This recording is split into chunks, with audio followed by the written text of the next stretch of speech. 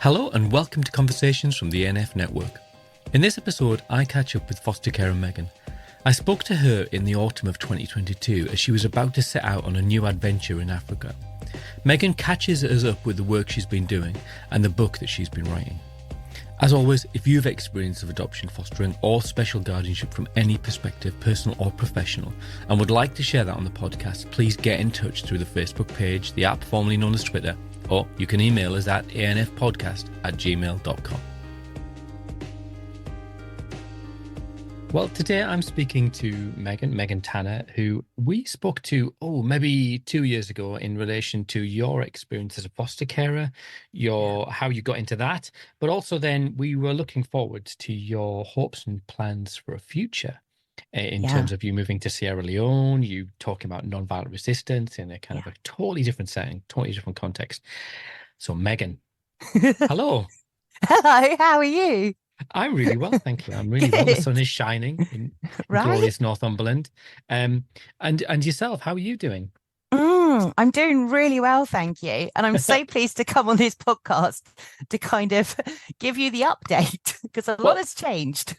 Yeah, I mean, I sort of follow you on social media and I see sort of bits and bobs, and then I kind of go, "Is Sierra Leone?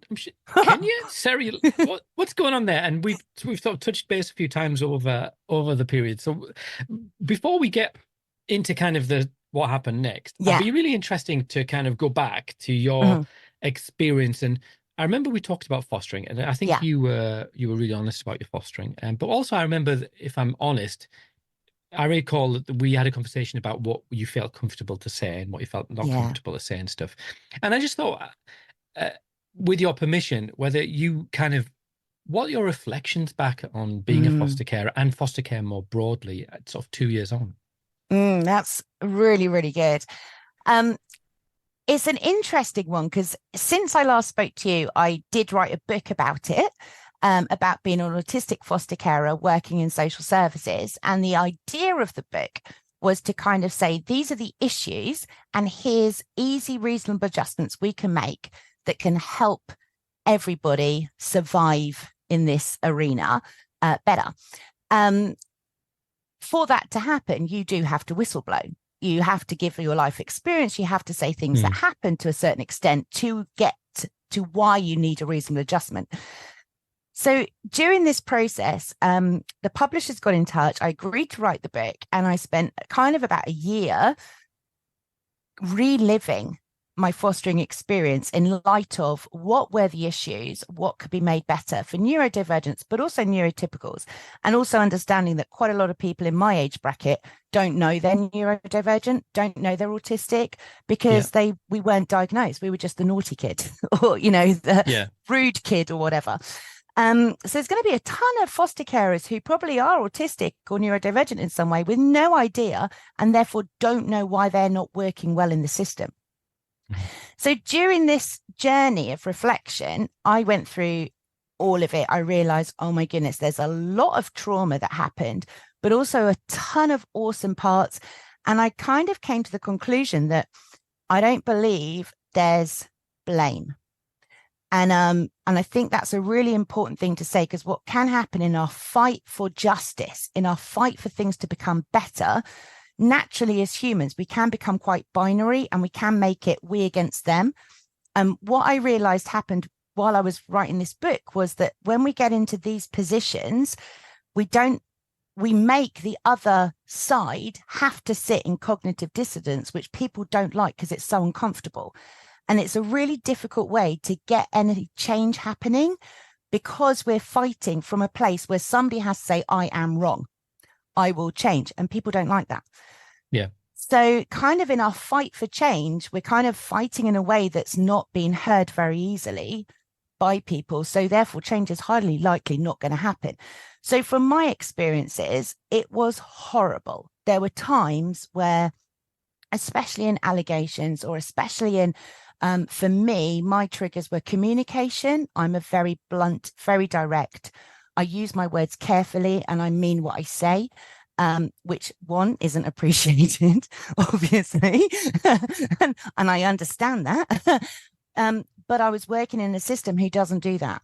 And so my overwhelm and my meltdowns would be really triggered by communication. Some people's are triggered by social experience or whatever, just overwhelmed by maybe, sound and lights and sensory issues. Mine was communication. So I had a real standoff with a majority of my LA or fostering agency where I did not fit in, and I couldn't fit in, and I couldn't be heard, and I couldn't be understood. But also when I look at it, I couldn't hear or understand them either, Right. So Could you there give was an a lot. example of that? Because I think that um, that's really interesting, but I think it would be good to kind of ground that in terms of what a specific incident, Yeah, not yeah. not breaching confidentiality, No, all no, of that kind of stuff. absolutely Yeah. not. Yeah. So for example, we would have conversations where okay, let's take this one. This was one of my favorites. We had this conversation where basically it was said, always these kind of things are said without you being present. So you don't even know these meetings are happening until, say, after the meeting has happened, judgments and decisions have been made, and then you're living in the outplay of a conversation that's happened without you being present for a foster carer. So this conversation was had with my LA team, my social workers, and also I'm going to call them a outside professional. So that could be Yeah. anything, doctor, Yeah. Yeah. psychologist, CAMS, anything, right? Right. And an outside Plumber. professional, plumber, right? Yeah. Yeah. And the conversation was Megan doesn't know any of her current foster child's friends. Megan doesn't understand the foster child's heritage. Megan doesn't this, Megan doesn't that, Megan doesn't the other. The reason for this, when you look at it, was they had already made a decision that this child, they wanted to remove them and put them into a different heritage than I am. That's fair enough or not fair enough. That's not my choice to decide. I wasn't in the conversations, but that was the decision. So rather than being super upfront about it and saying, we're going to have this child removed and put into a different foster carer because of this, which probably couldn't be outrightly said because it's not okay to say that, a lot of stuff was made up for reasons why this child needs to be removed. That can't happen quickly. That has to take a process and a period of time, right? So over a process and period of time of drama on drama on drama, the foster carer and child are going to get more and more insecure. As they get more and more insecure, child is going to be more reactive. Child is going to fight to be removed because they don't feel safe anymore. A whole ton of outplay is going to happen. And ultimately, what will happen? Oh, look, we need to remove the child. And it all happens in a very kind of like, if I'm honest, Machiavellian way, because they can't just be blunt about what they want to do. So for me, there was this whole conversation about me and what I wasn't doing. I knew all of her friends. They would come around all the time. Luckily, the outside professional knew that. So she was able to say, hang on a minute, Megan does this. Megan knows this. And she was standing up for me. By standing up for me, she got ostracized. She ultimately left as well, because she wasn't speaking the party game that needed to be played for this outcome to happen. And so it kind of, that's the situation where foster carers can find them as one situation. I'm talking an extreme one, but then you can go up or down the spectrum. You're talking about situations that happen that are not what they seem. And I think quite a lot of foster carers get into conversations or into meetings with LAs and other people in the social system, which it is not transparent what's going on. They know it's not transparent. They know something else is at play, but they can't put their finger on it. Say, for example, I turn around and I'm doing something like when I went into MVR. I was like, I'm going to parent MVR. I am not going to do reward charts. I am not going to do behavior management. It doesn't work. I don't agree. Oh my goodness, you would have thought I'd turn around and said, I'm not going to parent this child at all. Because MVR wasn't accepted and I wasn't doing the unproductive parenting, then it's kind of like, Megan's not doing this correctly, so we have to do all, and everything's very tricky, and it can detract from what actually is going on, which is we need to uplift these foster carers. We need to empower these foster carers. We need to trust these foster carers, believe these foster carers, because not because of the foster carer, although we should be doing that, but because if we do that, they are the person who is with the child 24/7. That child is going to get the best outcome. Yeah. But there's too many politics at play. So what can happen is, probably being a stereotype, neurotypicals are just going to leave. They're not going to deal with it. They're just going to say, it's too much, I can't cope, I'm leaving. And neurodivergents, who have a outrageously high sense of justice, that's not diminishing your neurotypical sense of justice, but a neurodivergence is scientifically outrageously high, they can't leave. We can't leave because our country needs foster carers. So we will stay until we are completely broken down with our mental health. And that's the issue that I think we have with foster carers and retention and all this other stuff. The transparency doesn't work, and we're not playing from the same board game. One's playing Scrabble, one's playing Monopoly, sort of thing. Yeah, I mean, that's really interesting, because I do think that obviously I work in fostering. I've been a supervising social worker and sort of around that world for a while, and I don't work for LA, so I feel like that often in an LA the freedoms that are there not necessarily true. Aren't, not the ones that I would have, and small agencies with kind of very value-driven services. But anyway, that was a big caveat. But what I have seen, just kind of clarifying where I stand on all of this, for me, one of the challenges is that we have fundamentally we have this idea that we want foster carers to act professionally, but we don't necessarily want their professional input. Oh, 100%. So that would include having those really frank conversations, because sometimes there's a place for any conversation, even if it's wrong, but to exclude someone from it whilst saying to them, you're the professional, you know best, you're living with them all the time, you know what's going, and then go, but we've had a meeting while you weren't here, and we've been thinking, or we've been talking, and that just feels just fundamentally flawed to have that approach. Absolutely. It undermines everything. But I think subconsciously in the system, there is still an element of status and of who's in power and how do you retain power. We've got power over, not power with, in social services. So there's still an idea of power over a foster carer. We still need to have power over them. They need to be subservient, they need to shut their mouths and do what we say to a certain extent. And then when you start to voice and say, hey, but hang on, let's look at these things aren't working, let's open the box up, let's explore, let's get it wrong at times, but at least let's try. I got labeled, she thinks she's a therapist. Like, no, I really don't. I'll be fired very quickly. But what I do think I am is intelligent and will try different methods. I do not think I'm a therapist, but I'm not dumb, and I'm not going to stick on something that doesn't work. I want to try different ideas. And I know that every new idea has risk. And that, again, we can't have risk in social services. And because we're so trying to minimize risk, what happens is we're actually not minimizing risk. We're minimizing our backs. We're covering our backs to put the risk on someone else. And who that person is going to be is the foster carer. That person will take all of the blame for what's going on ultimately. And risk is part of life, and risk is part of being a parent and looking after kids and everything, even biological kids. There's tons of risk in bringing up a child, and you have to. I remember one child ran away to the extent where the police got involved, and they put out a public photo of her on Twitter and everywhere. And the conversation they had with me was, you should never have let her leave the house that night. And I was like, there was no problem with her that night. She wasn't angry. She wasn't upset. There was nothing wrong with her. Also, I'm going to turn around to a teenager and go, you are not leaving. Try it. Come on. It's impossible. But straight away, there had to be blame, and there had to be blame placed on somebody, simply because this child had gone off with somebody else and made their own life decisions to have actual fun that night in their head. It wasn't fun, but it was fun for them in their head.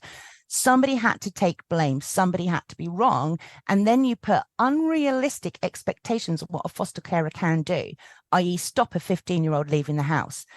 if you try and stop a 15-year-old leaving the house, guess what's going to happen? You should not have stopped her. How dare you try and stop her? You can't. You need to step away and let her do it and call the police. Do you see what I mean? You're going to lose. Yeah, and it feels like that. I mean, those are the exact conversations that I have with a lot of my families and carers, Yeah. is that in terms of if you do X or you do Y, Yeah. either way. And do you think that that maybe reflects a lack of, like you said, a managerial approach to Mm, what are actually very real world? mm. You're in that moment you're making. I mean, in that situation is a bit different, but in that moment you are faced with real world decisions, and Yeah. you can't go just stand there. I'm going to go and ring your social work. Oh, it's 7 o'clock at night. I'll ring the duty phone. No, no, don't do that. And Even that if you did, puts. they'll flip you the bird and walk out anyway. Well, yeah, they'll go, yeah, oh yeah, right. Yeah, I'll wait No, for you. listen. Yeah, no chance. I was thinking, yeah, I was thinking, does that? I mean, it's interesting. I mean, you didn't specifically come and talk about your experience as a foster care, but uh, being writing a book from that position of being neurodivergent yourself, being that's a very unique spin, or is it? Or do you think that the things that you are speaking of are universal? Universal. So I think what it is potentially, I don't know. Obviously, I have no clue. Potentially, I think my brain is wired in a way that I can see things super clearly on reflection. When I'm in it, I can't see anything. Emotion takes over. I'm highly emotional. Emotion kicks in. I'm in the moment. I'm in the situation. I will kind of try. I will let them know, I'm going to melt down in a minute. I can't do this conversation. This is too twisty. This is not real. I can't do it. I need to leave. You're not allowed to leave meetings. You can't Yeah, just say, I need to take a 10-minute break. I'll be back once I've sworn outside. You've got to stay in the meeting. So ultimately, I would lose it and then just sign off anyway and go, fire me. I don't care. I'm done. And I would, that gives you a really bad reputation because you're emotional, you're highly strung. I never did it with my kids. I didn't need to do it with my kids. My kids are kids. I know they're going to be like that. Adults, I have a very different expectation of. I do not expect the same from a 17-year-old as I do from a manager. I do not expect my 17-year-old to behave or think the same way a social worker should. So what I can deal with in a child or a teenager, I cannot deal with in an adult. They should know better in my brain. I'm not saying that's right. yeah, and I was sort of, because it's when we have sorry, podcast conversations, the temptation is me to kind of just go, oh, absolutely, Megan, that's No, I'm disagree. I totally love on it. board. So I am going to disagree. So I think Good. that I guess there's an expectation in terms of Mm. what foster carers how they should present. Yeah. How well, all professionals do. And you say, actually, Mm-hmm. we've welcomed you into this meeting, and you're not coping, and the meeting has become about your needs, not the conversation. I, I'm not. I'm not. I don't know what the question is really, but does that surely you can see that perspective? 100% I can. Yeah. Because what's happening there is the neurotypical social worker is say, work with my gaslighting, work with my manipulation, work with my triangulation. And most people, as you say, should say, okay, yes, I know what they're doing and I'm going to play the game. And a neurotypical brain can do that. They can really do that to an extent quite easily. A neurodivergent brain is really unable in general to be able to do those communication tactics that a neurotypical can. So it's politics, isn't it? That It absolutely is. Absolutely. When those conversations are above board and we know it's truthful, we've got no problem. But the minute you start pulling in gaslighting, triangulation, manipulation, anything like that, projection, anything twisty, anything that's not working right, and if we're kind of trying to say, hang on a minute, this isn't it, like what actually is happening, and we're being gaslit and blocked, it's going to trigger our nervous system, because that's a very dangerous position to be in, because yeah, we now don't know the game. yeah. They know the game. And I was thinking, but actually, so this is a question I ask my student Mm, social workers. I say, you're a supervising social worker for a foster carer. Whose social worker are you? And mm, they they give different answers, and they sort of go, well, with a child social, no, you're not the child social worker. If you're a supervising social worker, the child's none of your business. Well, actually, that's Yeah. not true. The child is totally your Yeah. business, but the foster carer is you are their number one champion, Yeah. and they should be they should be the person fighting your corner if there's a Yeah. So do you think that there's a misunderstanding, or does that, well, this is a delicate conversation in that Mm. that people, that professionals flock together, that when I say, but Money. also if, well, yeah, money, but Money. also, Who but pays your also, wages? Mm. well, yeah, yeah. So if Mm. you're a look LA, you're likely your boss is the person who's going to, Yeah. the So you're children's going social to, worker is going to go and tell the fostering social worker, yeah, get your foster carer in in line. line. Exactly. So it's who follow the money, as with anything. Ultimately, it's not follow the child, it's follow the money. And even with an agency, I switched to an agency, a very popular, well-known agency. And I switched to them because their tagline was excellent. And when I went for the meeting, oh my goodness, I really felt we're on par here. We don't care. We're for real. And I'm so on their assessment. Once I'm in, right? Because I went to them and I said, I need accountability. Like there's a lot of stuff going on that isn't okay and it's not transparent in the ALA, and I don't want to leave fostering. So if I take you and you become my social worker, I'm bringing you into meetings with the LA, and there's a transparency. Oh no, of course there isn't, because who's paying the agency? The LA, right?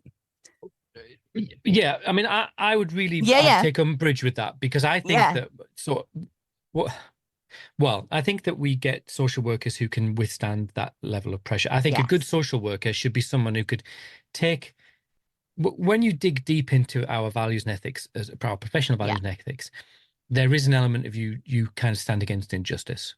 Yes. Full stop. But like you said, the truth is that your manager says to you, Uh-huh. your annual appraisal's coming up. How's it going with Megan? Right. And that's what we need. We need social workers who have a super strong sense of justice.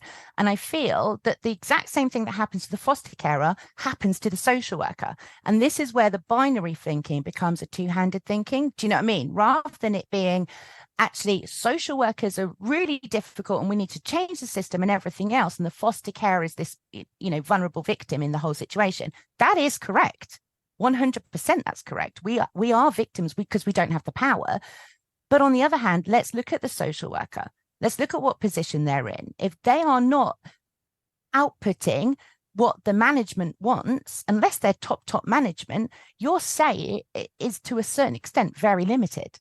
You can only work within your confines and then within your boundaries. So although the foster carer might be fighting for best interest, and although the social worker might be fighting for what's best interest, you have to work up the line of the organization. And that's where I think the problem lies. And again, not everyone, no way everyone, but Yeah. quite a lot of managers, in my experience, I could literally name, and I won't because I'll go to jail. I could literally name at least 5 off the top of my Please head. don't name them. Right? Yeah, that would be wrong. Yeah. They're in management because they couldn't work with people. And so they got shifted.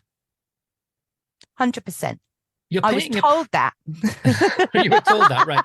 So, right? I mean, we came on to talk about some other stuff. But so what I'd like, my last question in terms of fostering, because I think we could talk a long time fostering is. We could. The question is, are you planning to go back? That's a joke. Oh, you are so not planning to be a foster carer again. I feel like I'm a foster carer. I know, I've burnt all of them. I would, though. That's the thing. I would, because my ideology is in fostering. I believe in it. And even though there's kind of a negative situation, I am eternally optimistic. I believe we can make things better. I believe that the situations we're in that make it really uncomfortable for people, which is why foster care retention is so low, we can do better. We can fix it. And so I would never say never, because although I'm kind of outspoken on the issues that I feel, I'm not saying everyone feels them, that I felt that I saw, I'm outspoken because these kids deserve more, and we deserve more, and the social workers deserve more. We can do better.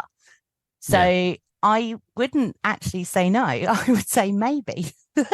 Maybe. I don't know if anyone Yeah. had me, but I Yeah. would, I would say We'd have to maybe maybe. delete this episode, wouldn't we? Before, if you're doing it, put an application, we'll delete this episode.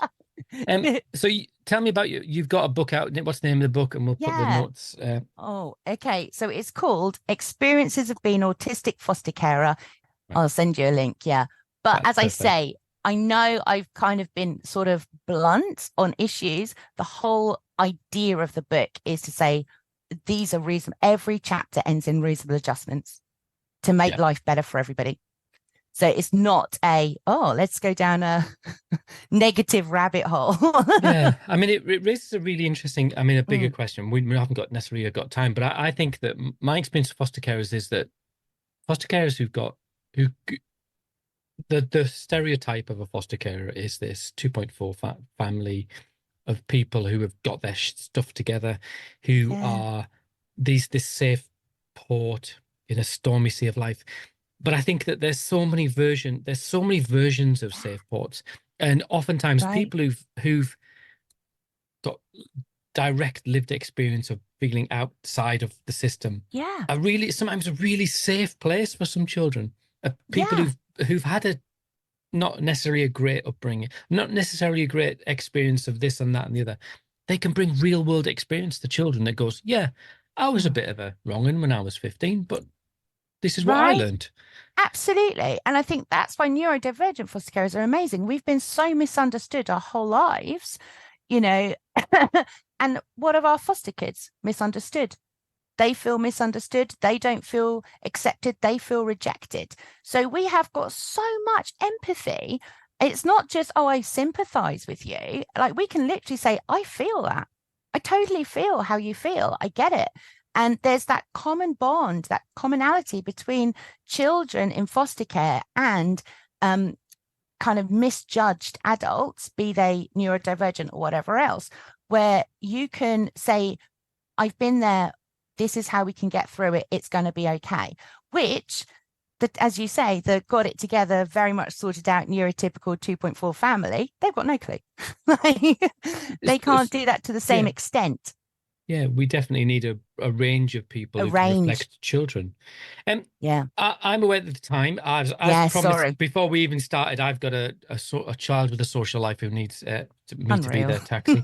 I know it's shocking. And last time we spoke to you, you were Yeah. literally just on the cusp. You were days away of traveling to Sierra Leone. Yeah.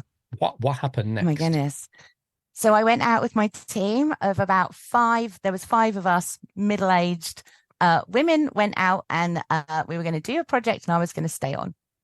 And while I got out there, I got really super sick, which I didn't realize until I got home.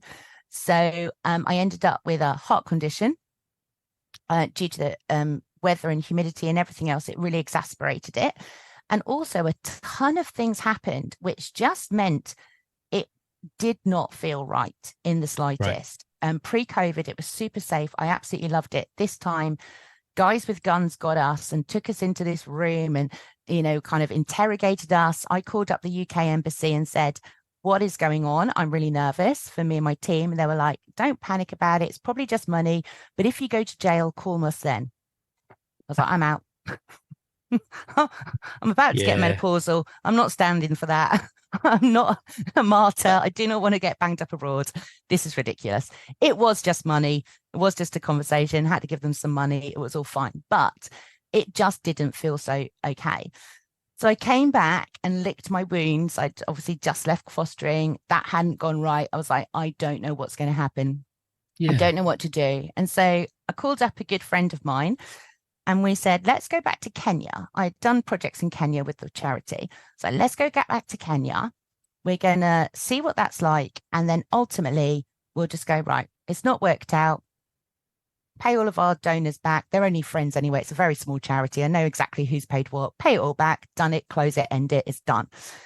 And we went out in October and a year later, so October 23, and it was amazing. We ended up in Kibera, which is the biggest slum. And there's so so many children there. We ended up in an area called Dagoretti, and there is everything you can possibly imagine. Everything the same as fostering: sexual exploitation, drugs, muling, prostitution, everything that can happen is happening to these children. Poverty is incredible. It's just a lot. So Yeah. there's a lot we could do there that actually would be exactly what we wanted to do in Sierra Leone, but in a safer environment. Okay, so the temperature is different, it's less humid. So my health, I was being told, don't go back out to Africa. Well, I'm not going to sit around and do nothing for the rest of my life. So Yeah. I'm going to take an educated risk, like in fostering. We won't go somewhere as humid, but we'll go somewhere that we can do something. So Kenya works for that. I was okay. I didn't get any sicker. So I went back in January this year, and for 3 months, and we set up kids clubs and teenage mums, clubs for teenage mums. So the teens, they get maybe pregnant around early teenage years for tons of reasons. It could even be that their family is so poor, their daughter sells her body for money for food for the family. It could be anything. They end up getting pregnant. They're not allowed to go back to school. They don't get the school certificates. They can't get a job and everything else. And there's this whole cycle that they can't get out of. So we set up teen mums clubs where we teach them about parenting, MVR parenting, which is a little bit different. In the UK, it's for kind of challenging behavior with the child. And in Africa, is the opposite, it's the flip. So we set up that kind of thing, but we also did a lot of work. I'm going to have to ask you a question about that. So what do you mean by it's the opposite in terms of, is it around parenting? So Yeah. you addressing specific issues in terms of parents' behavior? Yeah. So in a way, we're really only kind of maybe even 50 max years ahead. Go back 50 years, we were doing corporal punishment, we were spanking, we were hitting, we were doing stress positions and all that kind of stuff with parenting. So it's just looking at, are these techniques working? Probably not. Let's look at what other techniques we can do, and changing mindsets, looking at the mindset of why are we using these techniques in teaching and parenting that don't work, and how can we learn about connection? So our teenagers, they haven't been to secondary school. They have no clue on attachment. I mean, don't even go there with brain development. There's a ton of stuff that's so far out of their frame of reference, it doesn't make any sense. And it takes somebody to come in and, rather than say, don't hit your child, don't spank your child, this is how you should parent, inverted commas, which means nothing, is to just sit and learn and listen and talk. And it's through those conversations that are super relaxed and not judgmental that people are listening. So that's what we do with them for parenting. So can I, that's fascinating me, because I work with parents a lot, but also I've been to Kenya, I've been to Nakuru a couple of times, Yeah. been to Zambia, my brother lives in Zambia. And my experience is that, is there a delicate dance around that? Because obviously, you're white British, and you're coming in and you're kind of going, hey guys, you've got this all wrong. That's not what you're saying. It's true. Yeah. So how do you dance around that in terms of that sort of slightly uncomfortable sort of former colony narrative? Exactly. Yeah. Right. So this might be an uncomfortable truth that just needs to be sat with first. I don't actually believe we are right. And I don't believe they are wrong. I've kind of trained myself from fostering to try and look at everybody's perspective from their life experiences. And that doesn't make somebody right or wrong. That means somebody is working out of a paradigm of what they know. Yeah. So in fact, I'm not even actually considering that I want my teen mums to take on my paradigm. What I'm considering when I'm talking to them out there about parenting is, here's an option I hadn't heard of. I hadn't heard of this option. I didn't know about the MVR methodology. I was still doing behavior-based management. I was controlling, and we thought that was okay. So I'm just throwing out ideas and saying, hey, I was pretty much thinking similar to you, and this came along and it super helped. Does that help you? If not, reject it. If so, listen to it. But also, I'm also very willing to hear what they're saying.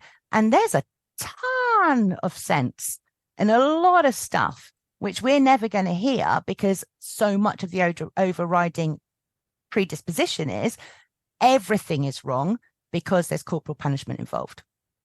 And actually, there's a ton of stuff which I've took back and thought that makes a lot of sense. And I welcome that wisdom. So I don't think Hear Their Roar goes in as an educator. I think we go in as a listener. And these are things that I've tried. This never worked for us. This did work for us. How does that look in your life? Let's brainstorm it. And because we're going through in a different way, and my objective isn't to stop corporal punishment, my objective is not to stop spanking, hitting, or anything else. My objective is, do these parents feel they're connected to their child? If not, how can I help them feel more connected? And my parents aren't, because they're stigmatized and their child ruined their life to a certain extent in their head. They had to leave school because of it. They didn't want to have sex. And now this child is there and they're stuck with it, and that's their life. And so my job is, how do we take that mentality and help them see their greatness, their awesomeness, their wonder, their brilliance, when whole of society is saying you are completely stigmatized and rejected, you're the worst. And so a lot of what we do is actually just empowering them and building them up, and actually they start taking on different ideas.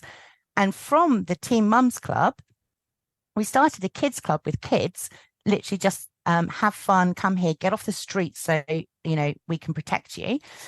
And I thought there'd be 10 kids. I didn't think there'd be many. So it was just me and one lady that I got out there. And we had, I don't know, 150. And I was like, oh dear. Safeguarding issue, 150 kids. Wow. Her and me, and I'm too old for this. I was like, this isn't working. Right? Yeah, that's become the main piece of work. And you were expecting something else. Yeah, I totally get that. So our teen mums had brought their children. And this was still only week 1 or 2, so I didn't know them well enough. By the end of the first session, they hadn't spoken to me. They had got the kids organized into groups. They had put themselves into different groups as leader of the group. They were playing games with them. They were giving them little story time. They were teaching them things. They were just having the best fun ever. And at the end of the session, the kids loved it. And the teen mums came to me and went, that was amazing. Please, can we come again next week?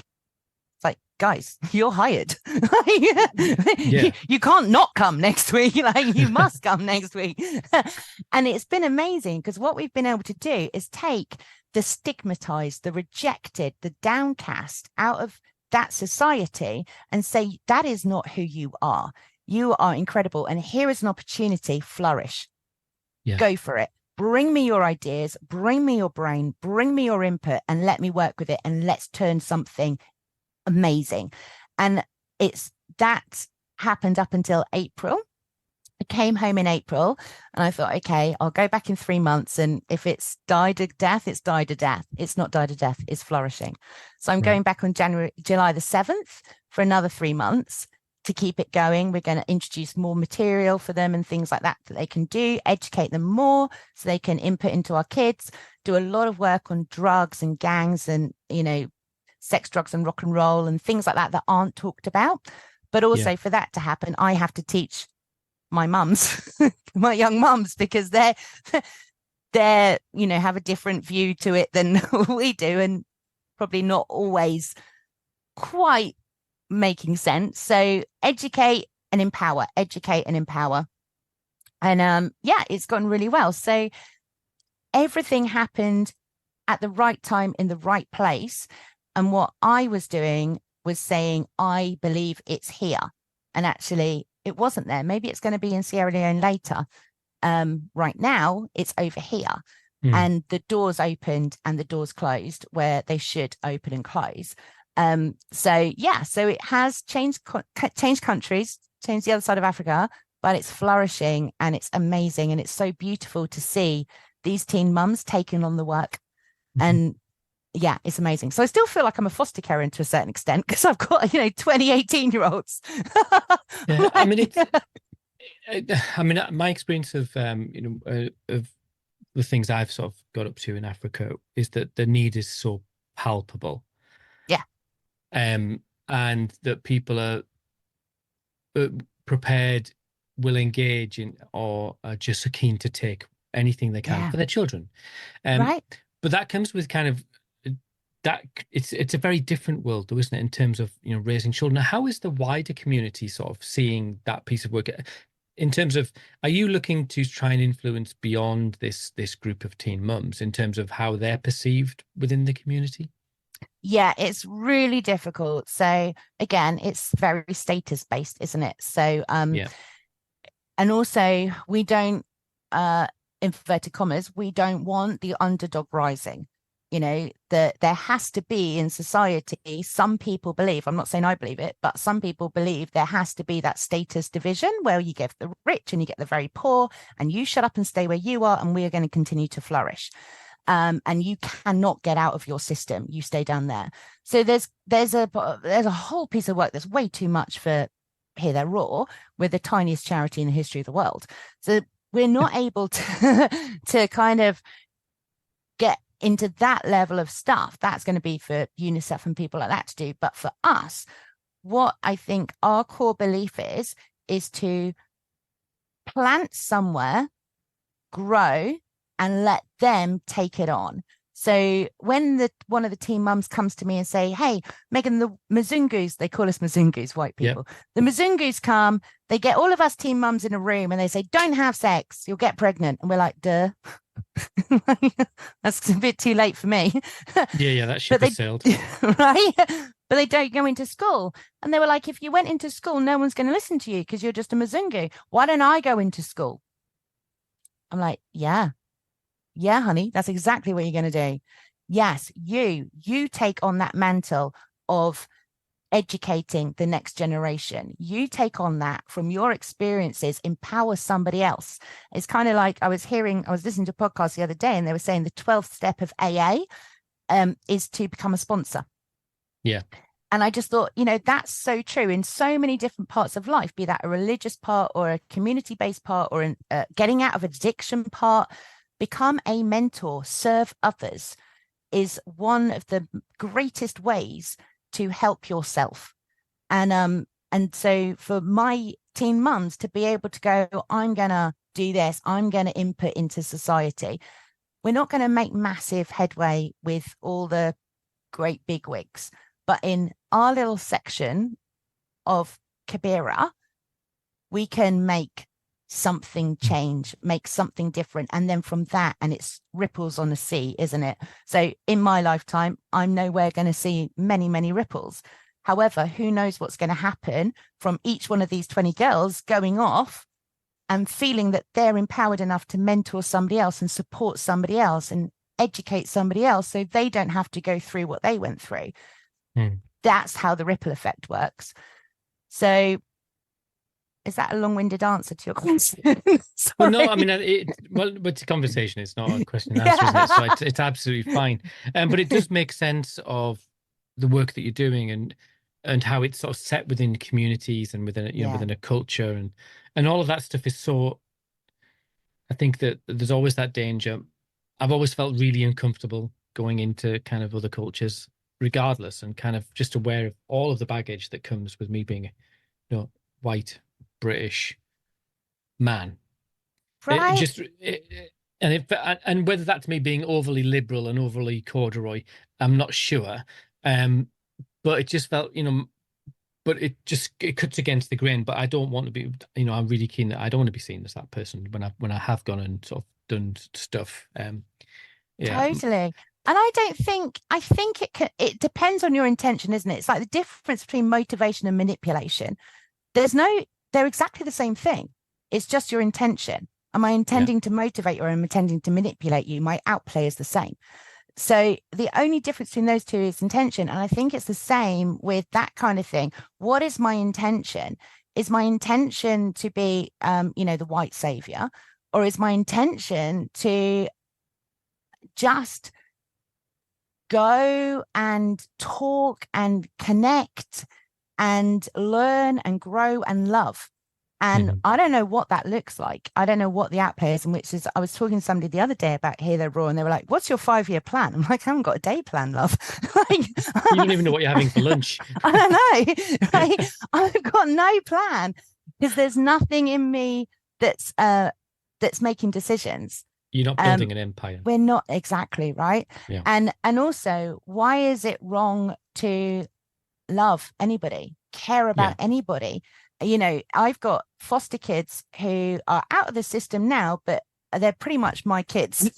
They come for Christmas, they come over all the time, they're in their 20s. So they're not mine by any standard, not in the slightest anymore. But I love them. 100% I love them as if they were my kids. Yeah. And why can't we care about everybody? And I think that's something that's been lost in this fear of white savior, is that we can only care and love about certain people. But actually, our mission of life should just be to love. I don't care who you are. I don't care where you are. And I would do no different to, like, say, the teen mums or the kids in Dagoretti than I would do to my foster kids here or to anybody else or whatever. And it's just, all we're doing is listening, caring, loving. I don't think we need to tell, change, or anything like that. And I think that's kind of part of the human nature, is to share, hear, listen, share. Yeah. So I think I can get the colonialism thing, and I get the white savior thing. There's definitely people, you can really see it. But I think as well, it works out. Is it your ideology or is it your ego? And if it's your ego, that's actually fine as well. But if it's egocentric, that's where it gets all wrong, you know? So, yeah. Yeah. I mean, my experience is that, you know, I sort of had a very frank conversation with people before I went out, the people who I was going out to see. And they said, look, give your head a shake because we're not worried about it. Right, they don't care. Yeah, so you know, what you've got to share is what we want. So we're inviting you. And the afternoon that I spent giving safeguarding training to a group of teachers in Swahili will live with me for as long as I live, because I thought, I'm just this lad from Darlin. How the heck did I get here? I love it. Amazing privilege and pleasure, and we laughed like drains, which sounds really odd, but actually just learning together about loads of stuff. And as you say, and I think I came away like you with questions about the stuff that I'm missing here that we need more of. And looking at I was working with a community that had a lot of like 400 plus children who were some living there, and some, you know, it was called an orphanage, but it's not an orphanage by any measure of what we would think of that. It was a community, it was a place where children brought together and educated and fed and watered. And just thought how children are cared for. There was elements of that were just fantastic, and how children cared for each other as well. Yeah. It was just really, really thought provoking. It really is. Yeah. Yeah. And we've run out of time. Oh my goodness, I could talk to you for ages. Well, yeah, maybe we should just do that. Maybe next time in London, we should just go out for a cup of coffee, and we've got mutual friends. We should drag them into all of that, shouldn't we? Let's do it. Right, house party, yours. Okay, that's perfect. Brilliant. Sorted. Perfect. That's smashing. Megan, it's been an absolute pleasure. I really appreciate your time. And we'll put the links to the book, and maybe in 2 years' time, we'll get another update. I love that. Thank you so much. Appreciate it. It's been so much fun. Thank you.